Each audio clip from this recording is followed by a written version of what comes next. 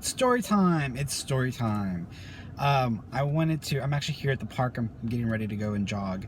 And I wanted to tell you guys about a story that happened a few years ago, actually many years ago, before I really got heavily involved in my psychic development and also in my psychic work. So back then I used to jog all the time. I probably used to jog every single day. And actually for a while I lived next door to the park, so I used to go every single day and jog twice a day. And that was when I was at my peak, like at my best fitness level. And so after I moved away from that area, from that apartment complex, I moved to another part of town, but I still preferred to jog at this park. So I would drive every single day and I would park at the same spot and I would jog.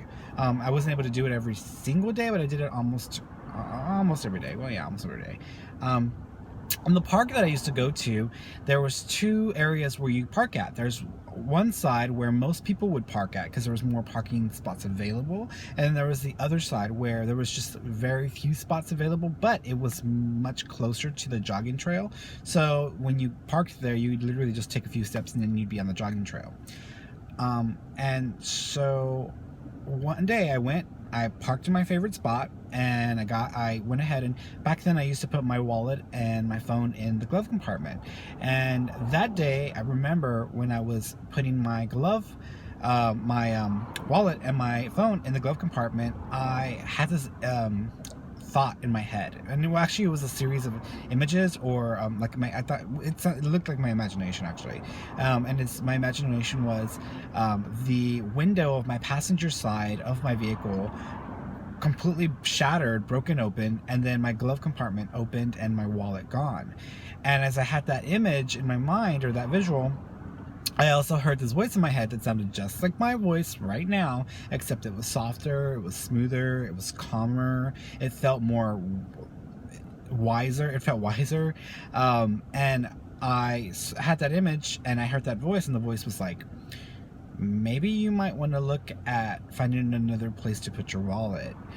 And I thought to myself, okay, well, I'll do it next time, because I had the image, and I was just about to go parking. I didn't really want to sit there and try to figure out where I could possibly put my wallet. So I thought to myself, I'll do it next time. I went jogging, came back, no problem. Next day, same thing. Had the same visual, and then had the same voice pop into my head.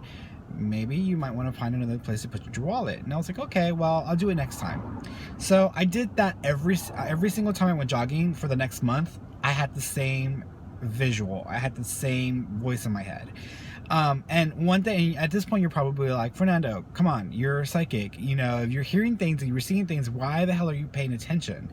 And I thought to myself, well, yeah, that's true. It's a good point. But at that time, I really wasn't used to tuning in so regularly. And also, even if you are a psychic, even if you're a medium, we are constantly receiving information. And you who are not a practicing psychic, if you're not a practicing psychic, but you're going to get information all the time. You're an antenna, and you're tuning in to frequencies and data, and it's always being downloaded into your thought processes. So it's going to be hard to distinguish whether something's you or something is outside of you, or something's coming from something else, because you're having those thoughts constantly running through your mind. You're having all that information constantly flowing through your brain. So you're not paying attention. And when I'm not in front of a client, when I'm not sitting there doing a reading, or I'm not spending time trying to tune in, I honestly tune everything else out. So I have a really good way of switching off and just tuning it out. And I do it a lot with my partner as well, which will complain to you about that, how I don't ever listen to what he's saying. And I'm just like, I'm in a tune out zone. I'm in the tune out zone, right? So I tuned it out, and I had it consecutively for a month, and I just tuned it out because I was lazy, didn't want to find another spot for my wallet, and also I just didn't want to have to worry about it or deal with it, and it was so fleeting that I didn't take it seriously. Month goes by. I'm trying to get to the park. I'm trying to go jogging, and it's almost as if every single thing that could come up that day came up to try to prevent me to go jogging that day. And I was so frustrated at the end of it, because I felt like everybody was trying to prevent me from doing something that I felt I needed to do, which was jog. And during that time, jogging was therapy for me. It was helping me to heal and to recover from a relationship, a past relationship, a toxic relationship that was really, really distressing for me. And so it took me a while to get over that, and jogging was one of my therapeutic ways of doing that. Every single person that day was trying to get in my way or trying to prevent me from going jogging. So first I got a call from work, and everybody at work needed my help or needed me to help them with something. So I had to go by and deal with that. And then my mom was calling me, making me crazy because she needed some favors. And then my partner was calling me to pick up some stuff at the store. So I felt like why is everybody getting on my damn nerves today? Everybody's trying to get in the way and prevent me from going jogging. Well, I need to make myself a priority. I need to put myself first. So I'm going to go jogging. And so I went ahead and turned my phone off, and I went to the park. And I got to the park, and I went to pull into my favorite parking spot, and of course my favorite parking spot was taken. And of course that was just making me even more frustrated and more angry. So I decided, screw this, I'm just gonna go ahead and park on the opposite side, the area that I don't normally park at. And I went ahead, rolled around the park, and went to that side. As I'm pulling into the parking lot, there was a couple of guys that were hanging out on the corner of that lot, and they were in jogging shorts, and they were in athletic attire. They looked like joggers. So they didn't look out of the ordinary, but when I saw them, I had this feeling, and the feeling was like something's off, or something doesn't feel right, or those guys look like they're looking for trouble. And I just had that feeling about them, and it just was a weird feeling, like something's not right.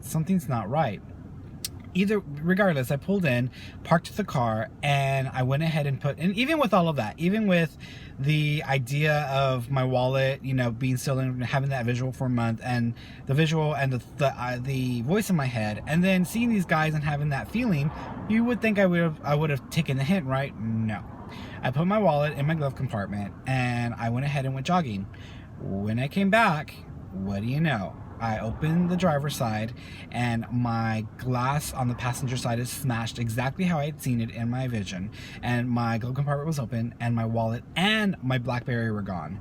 I was pissed because I was, I think, more angry at myself because I did not pay attention to the signs.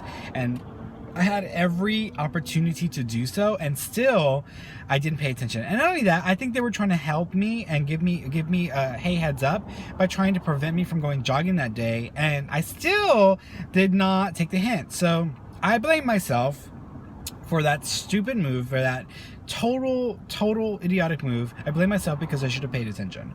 But the lesson, but there was a big lesson that I learned that day, which was, when you feel something, when you sense something, just pay attention, be aware, and if you can take a step to prevent something from causing you some pain or some damage or some crap later, some bullshit, then take the steps necessary to avoid that. And I should have done that then, and I didn't. So now, when I have those kinds of thoughts and feelings, I pay more attention. Even then, I'm still a little, I don't pay attention enough, but I do more now than I used to. So if you ever have impressions, or if you ever feel things like that, or if you want to share your story with me, I would love to hear it. Write it down in the comment sections below, and I look forward to reading it and responding. All right, guys, well, I'm about to go jogging, so I will talk to you next time.